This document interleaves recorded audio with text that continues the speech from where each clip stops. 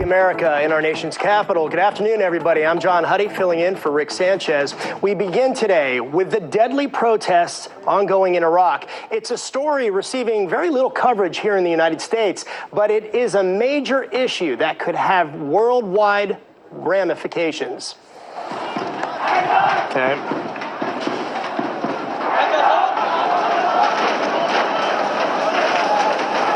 So far, more than 40 people have been killed, more than 1,000 injured in demonstrations that began October 1st and have spread throughout the southern region of the country, with thousands of people, mostly young men, speaking out against government corruption, high unemployment, and demanding better public services such as continuous electricity and water distribution.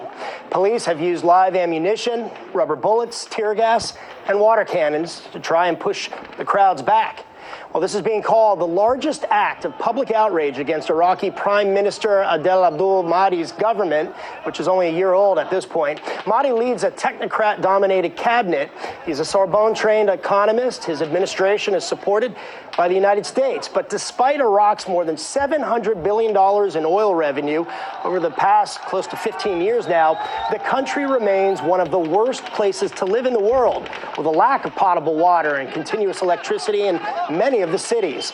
As the protests continue, the Iraqi government has implemented a near total internet blackout, trying to suppress protesters from communicating and also posting video of their marches and demonstrations. But we're seeing it and we're hearing it loud and clear. They're determined to make a change. The question now, what will that change look like? This is the News with Rick Sanchez, where we believe it's time to do news again.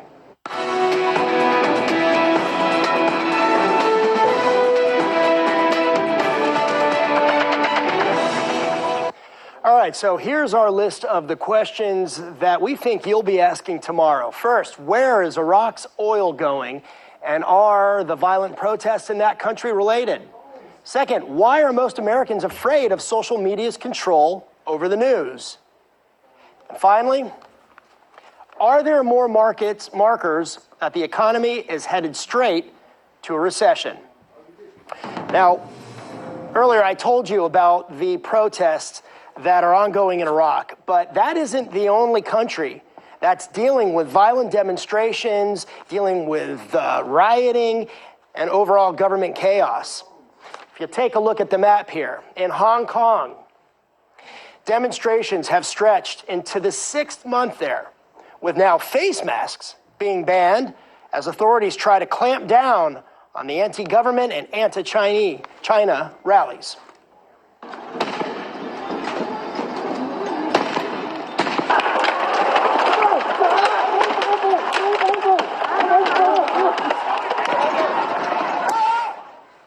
And in France, the Yellow Vest movement continues now in its 46th week, with marches ongoing in Paris and other parts of the country. But this week, police also joined the protest, with thousands of French police officers marching against low wages, long hours, and increasing suicide rates in their ranks.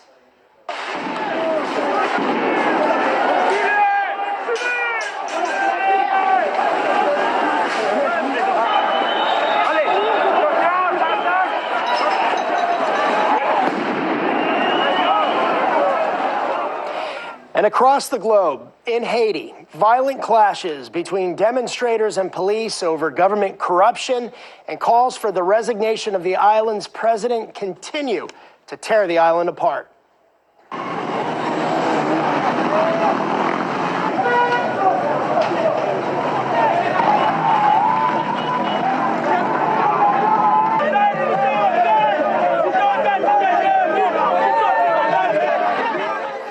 And going down to South America, Ecuador's government has declared a state of emergency as anti-government demonstrations continue to grow, with hundreds of people already arrested.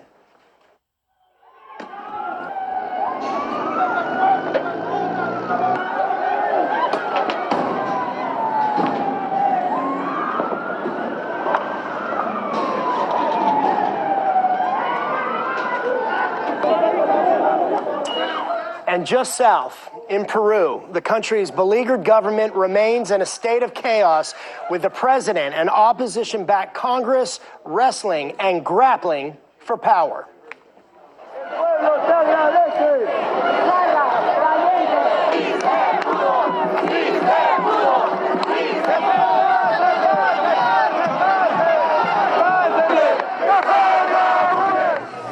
But we return now to the situation in Iraq, and the eruption of protests and ensuing crackdown has raised concerns about further instability in a key oil-producing country in the Middle East. That's, of course, of interest to the United States and U.S. companies and U.S. investors and investments in Iraq, and it's also of interest to China.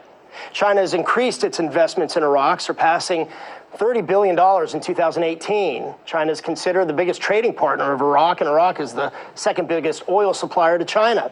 China has invested in international roads, highways, and railway projects in Iraq, along with $1 billion deal to build hospitals, homes, and schools across southern Iraq. So it's clear China is in Iraq to stay. With more on this and the protests and what to expect, let's bring in our guests now. We got Bubba Horwitz, CEO of Bubba Trading, and Michael Maloof, former Pentagon official. Bubba, let's start with you and Iraq's oil interests.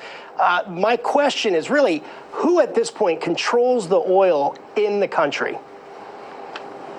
The corrupt government controls there on the country. Now that's why you're seeing the people rise up. This is almost identical to what happened in Venezuela.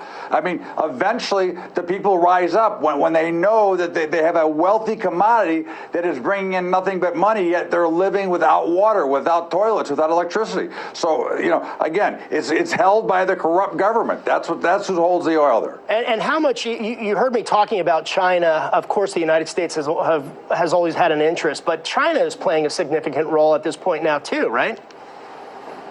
Well, yeah, because listen, China, like the United States, they're looking for alternatives to go to, and of course, they believe, based on their regime, that they can actually almost take control of Iran by building and putting all this stuff together, so they can actually have, I think, a controlling interest in the country. And I think, again, this goes back to when you get to the top and you're with all the oligarchs and all the billionaires, they don't care about the people below them, and if they can get something going, they're going to take advantage of it. I think that's what you're seeing with China going there. What at this point, what are the U.S. interests? The U.S. continues to have companies there. What are some of the main companies that remain in Iraq, and what is the U.S. interest at this point and continuing interest?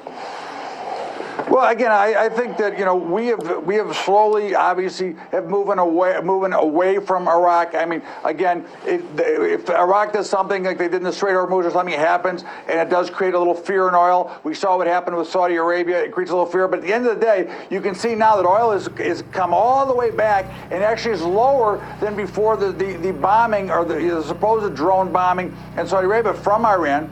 From Iraq, and of course we are a net exporter of oil, and we've just approved, and President Trump has approved, to build more oil. So basically, we can have very little to do with Iran. We are no longer under the OPEC regime control and that entire environment anymore. Michael, let me turn to you. Sure. We led the show with the ongoing protests, the demands for change. We talked about this before the program. What would change look like? I mean, what's the end game here with these protests? Obviously, the protesters are talking about, government corruption. They want a change in the government. But doesn't that open it up to a catastrophic situation, as history has shown in Iraq? If it's not changed, it certainly will. And I think the people